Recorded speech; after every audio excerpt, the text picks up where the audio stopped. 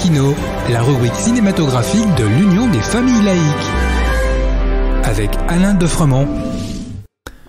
Bonjour, vous êtes bien à l'écoute de Laïkino, la rubrique cinématographique de l'UFAL. Bonjour Alain. Bonjour Frédéric, bonjour à tous. Tu nous entraînes vers les comédies musicales au cinéma. Plus précisément, les comédies oubliées.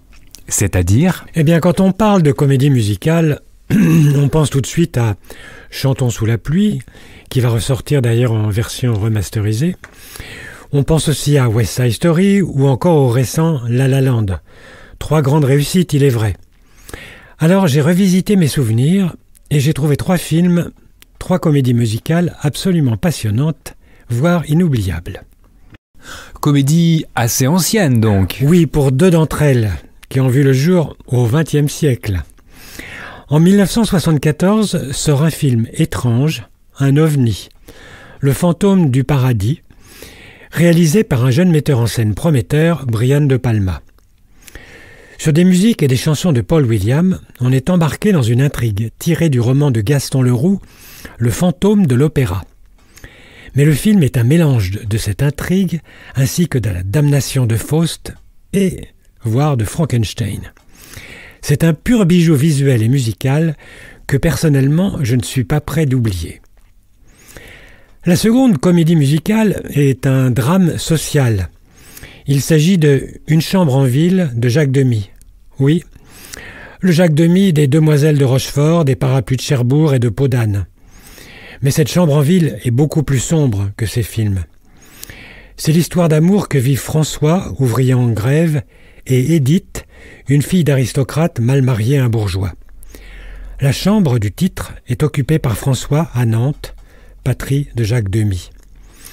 On y trouve la touche si personnelle de Demy, une distribution éclatante, Dominique Sanda, Daniel Darieux, Richard Berry, Michel Piccoli.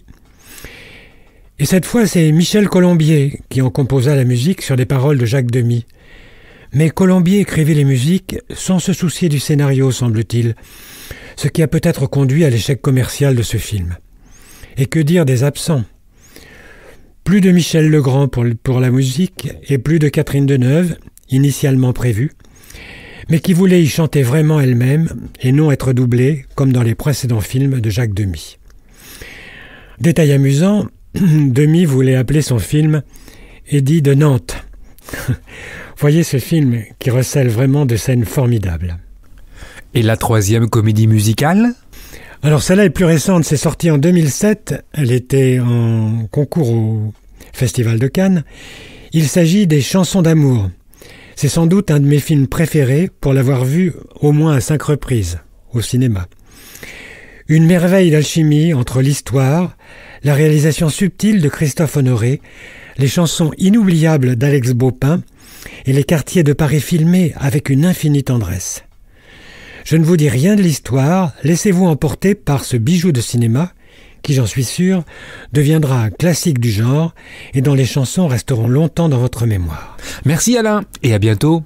En attendant de nous retrouver, n'oubliez pas notre émission de balado-diffusion sur laicidadufal.org ainsi que sur notre site ufal.org. Pensez aussi que nos activités ne sont possibles que grâce à vos dons et vos adhésions. À bientôt sur Laïkino. C'était Laïkino, la rubrique cinématographique de l'Union des familles laïques.